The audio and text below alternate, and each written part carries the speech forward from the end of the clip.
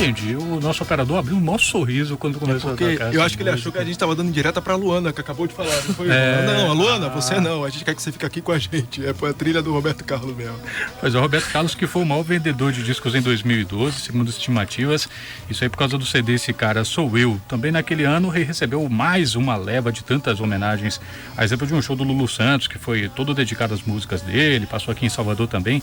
Hoje a gente vai destacar 2 eventos marcados de alguma forma pela obra do cantor e compositor, uma comédia e uma temporada de shows de uma banda de rock daqui de Salvador. A gente recebe aqui o músico Paquito Moura, da banda Paquito só.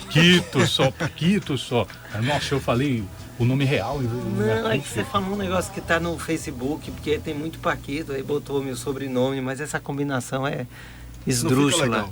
Não, eu uso Paquito sempre, é Paquito. Vamos repetir aqui. Paquito ponto. Ok, 3, 2, 1. Ok, resetando. A gente está aqui com o músico Paquito, da banda Os Sete Cabeludos. Bem-vindo, Paquito. Tudo bem. E também estamos com o diretor teatral Cláudio Simões, está em cartaz com a peça Jingle Bell, que tem na trilha um pouquinho do Roberto, né, Cláudio? Não só na trilha, na verdade, a personagem principal do Jingle Bell é uma fã de Roberto Carlos, então na verdade ele entra por conta disso. Era uma fã de Roberto na véspera do Natal, né? Esperando o especial do Roberto, que não passa na véspera, né? Mas ela quer o Roberto na casa dela, então ela é uma fã de Roberto. A gente cita muitas canções do Roberto na peça, né? Inclusive canções que ele canta. Ela é fã dele como cantor mesmo, né? O Roberto encanta muito as mulheres e a música que ela gosta de ouvir, na verdade a história se passa em 97, né? A música do momento do Roberto, que era uma música chamada Abraça-me Assim, que não é dele, na verdade ele gravou só um disco com músicas, né, em espanhol. E essa música ela ouve direto, é a música que estava na novela na época e tal. E ela... Você falando isso, me lembro do Carlos Cola, que a gente recebeu aqui uns tempos atrás, que é um compositor do Falando Sério, de várias músicas que várias que o Roberto gravou, né? Pois é. E ele dizia que a música que ele mais gostava do Roberto não foi composta pelo Carlos Cola, pelo próprio Carlos Cola. Ele falou isso, né? Que foi uma música em espanhol, de um disco que ele lançou das antigas, uma viagem de carro, enfim.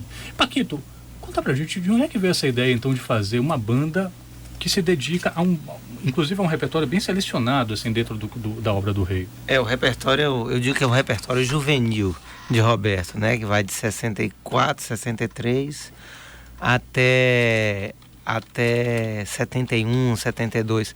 Na verdade, esse recorte é porque é o repertório que me embalou. Desde que eu nasci em 64. 65, Roberto História com Quero Com Tudo Pro Inferno, e o que conta na minha família, o que as pessoas contam, que eu sempre gostei muito. E eu imitava ele, um microfone de vassoura, essas coisas. Tem uma história muito boa, inclusive, que eu imitava ele com 2 anos, 3 anos de idade. E sempre que chamavam pessoas para ver, que eu fazia de boa. Mas que uma vez uma tia chamou alguém para ver e que eu falei, não quero mais fazer, e eu não fiz mais.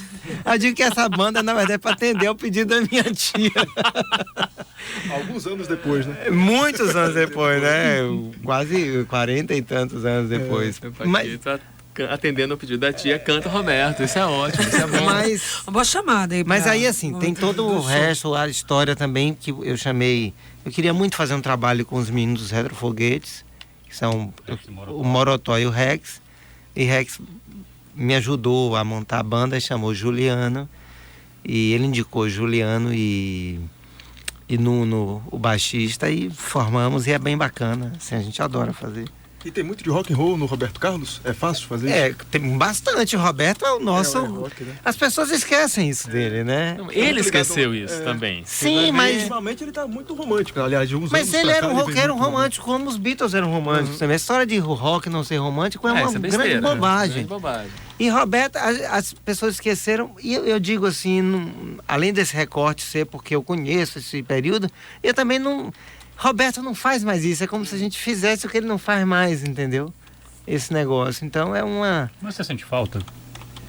Não, isso tá presente na minha vida, eu não... Não, assim, eu fico pensando assim, se como fã você pensa assim, puxa, queria que ele fizesse mais. De jeito nenhum, aquilo, imagina, o que ele já fez pra mim tá ótimo. Isso é parte da minha vida. É o único repertório, além das minhas canções, que eu poderia fazer um show só com músicas dele, só Roberto mesmo, porque eu me sinto muito... faz parte de mim, entendeu? Se sente em casa. Eu não me preocupo em fazer releitura, essas coisas pós-modernas. Nada disso. Isso faz parte...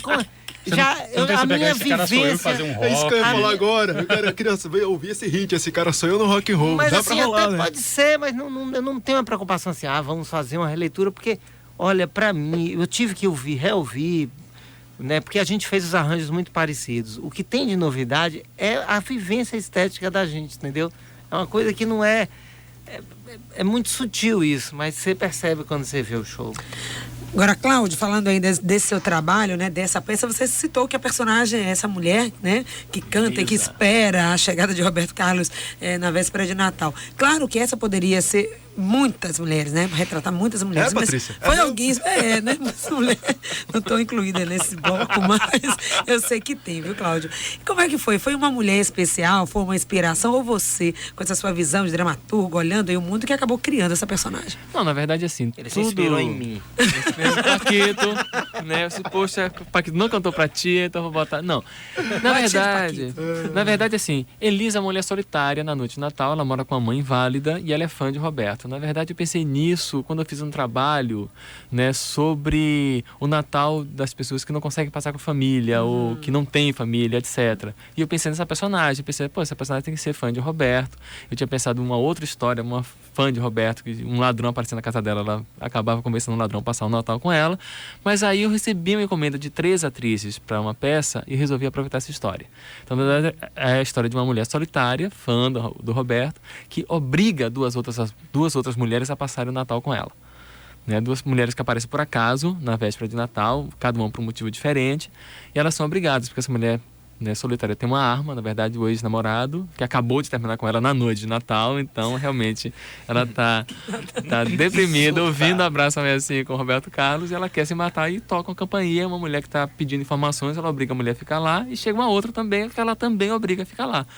Então, e tudo isso é embalado a Roberto, porque ela não admite outra coisa que não Roberto Carlos, né? E como não tem Roberto Carlos na TV naquela noite, ela pega a capa do disco e cola na tela da TV. Porque ela só quer Roberto no Natal, né? E aí é a história dessas 3 mulheres, na verdade, que a gente acompanha. Porque a mãe é inválida, a gente ouve a mãe falando no quarto, mas a gente não vê a mãe, né? E aí essa convivência das 3 vai mudar a vida delas, né? Então... E a temática segue por aí, por essa por aí, noite de Natal. pela solidão e tem bastante de humor, né? Uma comédia, né? Que está sendo montada aqui por um grupo de Feira de Santana feito por homens. São só homens fazendo os personagens agora. A primeira montagem aqui em Salvador, em 98, eram mulheres. Essa montagem de Feira de Santana, a direção do Márcio Scherrer, é só com homens, um elenco só de homens. Mas fazendo mulheres? Fazendo as mulheres. Eles adoram isso na Bahia, né? Adoram isso na Bahia. Por que não? Mas não só na das Bahia. antigas, A primeira né, montagem de Gobel com homens foi em Arapiraca. Depois dessa montagem, vários grupos. Já teve montagem com homens também no Rio Grande do Sul. Então não é coisa só da Bahia, não. Abrázame así, que esta noche yo quiero sentir. E hoje nós estamos falando sobre a obra de Roberto Carlos. Aqui em nosso estúdio estamos com o músico Paquito, da banda Os 7 Cabeludos, e o diretor teatral Cláudio Simões, também dramaturgo, que está em cartaz com a peça Jingle Bell. E a gente ouve agora aí um outro fã do rei, é o maestro Fred Dantas, que não esconde a paixão pelo cantor e que deu nome até a um show e um DVD chamado Eu, Roberto Carlos e as Baleias. Vamos ouvir. E quando eu tinha apenas 7 anos de idade, quer dizer, que eu comecei a entender o que é a música comercial, o que é o mundo, aí surge Quero Que Vá Tudo Pro Inferno, que foi o primeiro sucesso estonteante dele. Chega a adolescência e chega aquela fase de Roberto Carlos funk, né? Que teve muita influência do Tim Maia, ele tinha uma relação amigável com o Tim Maia, então tem uma hora que o RC7 era um conjunto funk. Depois chega a minha fase adulta, eu me vejo um homem, pai de família, aí aparece a fase justamente senil de Roberto Carlos, né? Aquela parte que todos os discos eram muito iguais. E finalmente agora surge o Roberto Carlos redivivo, sucesso em todas as FMs, novela. Então isso realmente é um mistério. Pois é, ele revela qual fase que mais gosta, a fase das orquestras. Então chega naquela hora ali que ele está trabalhando com grande orquestra. Então essa é a fase clássica. Isso é por volta de 1995, por aí. 5 anos antes da virada do século, Roberto Carlos atinge o que a gente chama de fase clássica. Eu canto algumas músicas dessa fase. Eu mesmo canto, pra você imaginar, eu tenho um cantor na orquestra, mas quando chega nessa fase, eu mesmo cantei, né? Se eu ouvir dizer que você falou que ainda está pensando em voltar pra mim. Eita, todo mundo no carro agora acompanhando, hein? Pois Cantando junto. são muitas facetas realmente do rei aí, né? Ele apresentou algumas. E vocês? E você, Cláudio Simões? Alguma etapa da trajetória do Roberto Carlos que te chama mais atenção? Olha, tem uma coisa, eu vi um show da Adriana Calcanhoto há muito tempo, logo no começo, que ela dizia, né, que todo mundo falava que só gosta da primeira fase do Roberto, mas ela dizia, pô, o homem continua vendendo mais de 1 milhão de cópias, eu acho que esse pessoal todo continua gostando, compra e ouve escondido, né? E ela cantava uma música na época, era nova, que é linda, chamada Do Fundo do Meu Coração, depois ela gravou com o Erasmo, é linda demais. E o Roberto tem isso, de vez em quando ele joga, faz uma pérola, uma coisa bacana. Eu dirigi um show com as cantoras do Hyde em 95, por aí, que eu peguei todo o repertório do Roberto e eu falei pra elas, a gente vai botar algumas coisas novas também. Tem uma linda, que foi a primeira, na verdade, que entrou em trilha de novela, depois de muitos anos, que o Roberto não entrava, como ele vendia muito, eles nunca botaram esse expediente de botar ele na trilha de novela. Apesar dele ter composto com Erasmo Carlos uma trilha para uma novela chamada O Bofe, né, eles fizeram a trilha inteira, mas eles não gravaram nada, né, são outros cantores. A primeira música do Roberto, com ele cantando, que entrou foi Super-Herói, com a música linda, que entrou no Dono do Mundo em 91. Né? Então ele já estava nessa fase orquestra aí, e ele sempre tem umas coisas bonitas, bacanas, assim, né? Aí vai, esse cara sou eu, esse estourado aí. Não sou muito fã desse cara sou eu, não. Mas, não só assim... você. Não só você. Quem mexe nas redes sociais sabe que a música tem uma certa resistência. Não, ela tem Mas eu uma acho força. que quando o Quero Pra Tudo Foi Inferno foi lançado também, em 65, deve ter tido resistência, mandar alguém pro inferno, nesse país católico. Imagina, foi isso. A música, quando ela faz sucesso, ela assim, também causa controvérsia. Não é assim uma coisa, um ponto, todo mundo gosta. Mas isso é que é bacana da música que faz sucesso.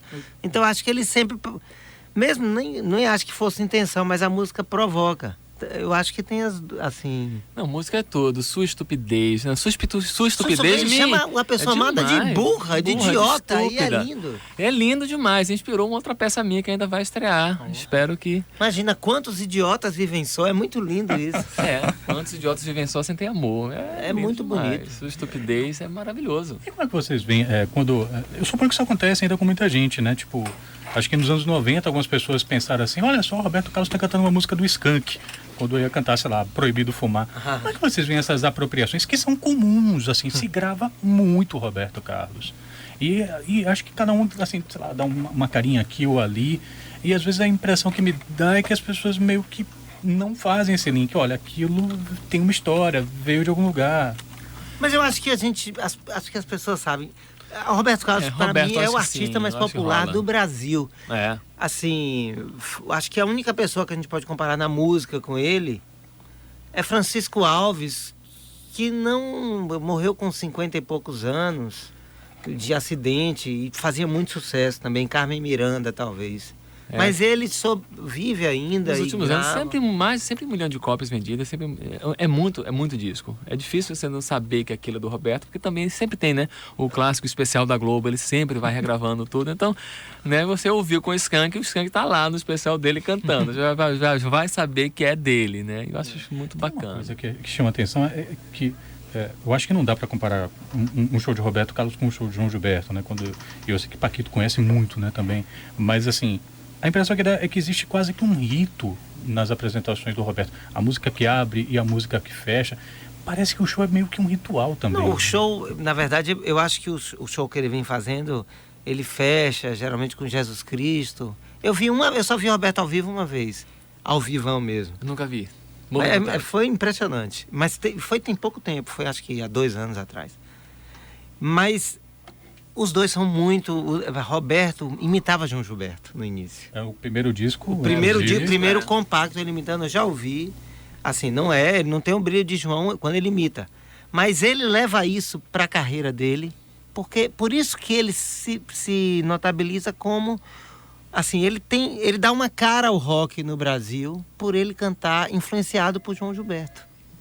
Tem uma doçura, né? Tem Uma doçura, um jeito. E ele tem uma coisa, quando você ouve o Roberto já no estilo dele, você vê João. Gosto do jeitinho dela me olhar, pois é tudo a dor. Tem João Gilberto ali. Até hoje eu acho que tem, mas tinha muito mais, entendeu? Então acho que não é à toa. Não é à toa que ele pega o cantor mais moderno, que influenciou todo mundo, e ele também foi influenciado, que influenciou Caetano, Chico, Jorge Ben, enfim, todo mundo. Até Tim Maia foi influenciado por João Gilberto. Né? João Gilberto é impressionante mesmo. Eu acho que os dois têm uma coisa... Roberto é filho de João, e isso confere a ele... Também isso contribui para conferir a ele também, porque se ele cantasse com voz impostada, ele não se comunicaria com os jovens, como ele se comunicou quando ele surgiu, entendeu? Aliás, não vou aqui elucidar o mistério de Roberto, porque senão eu estaria também vendendo milhões de cópias. Vinha o meu carro em doida disparada, com 7 cabeludos pra topar qualquer parada. Hoje estamos falando sobre a obra de Roberto Carlos e em nosso estúdio estamos com o músico Paquito, da banda Os Sete Cabeludos, e o dramaturgo Cláudio Simões, que está em cartaz com a peça Jingle Bell. Paquito, vocês fizeram uma temporada no SESI, né? Já tem planos aí de voltar? Todo mundo querendo saber, hein? Sim, claro. Como né? Como é que são os planos? Deu certo, agora não tem ainda. Eu falei com uma produtora pra gente já procurar marcar. Não sei se no SESI, o SESI está fechado, né? Para reformas. Mas a gente vai voltar, só que esperem porque eu não tenho data ainda. Quem quiser procurar, se informar, por onde é que encontra? Tem o Facebook, a gente tem uma página no Facebook, Sete Cabeludos. Certo. Pode entrar lá e procurar que tem os Sete Cabeludos. E Cláudio, conta pra gente, quem quiser correr atrás aí, saber o que é que aconteceu com essa fã de Roberto Carlos. Pois é, Jingle Bell está em cartaz na Casa do Comércio, né? O Teatro Sesc da Casa do Comércio. Às quintas e sextas, fica ligado nos dias, quintas e sextas às 21 horas. Dá tempo de chegar lá, porque o trânsito ali é uma loucura, mas 21 horas dá tempo. Né? Quinta e sexta-feira até o final desse mês. Em abril a gente vai ficar ainda em cartaz, mas eu acho que somente às sextas. Né? Esse mês ainda temos quinta e sexta, hoje ainda dá tempo, pode correr para ir lá. Né? E até o final do mês, quinta e sexta, 21 horas, Jingle Bell, de Cláudio Simões, direção do Márcio Scherrer, uma montagem de feira, tá bem engraçado, tá bem bacana. Tá certo, a gente agradece aqui a presença do Paquito, da banda Os Sete Cabeludos, e também do dramaturgo Cláudio Simões, que está aí com a peça Jingle Bell. Muito obrigado pela participação aqui no Frequência. Obrigado Sucesso nas apresentações. Obrigado. E que os Sete Cabeludos voltem logo.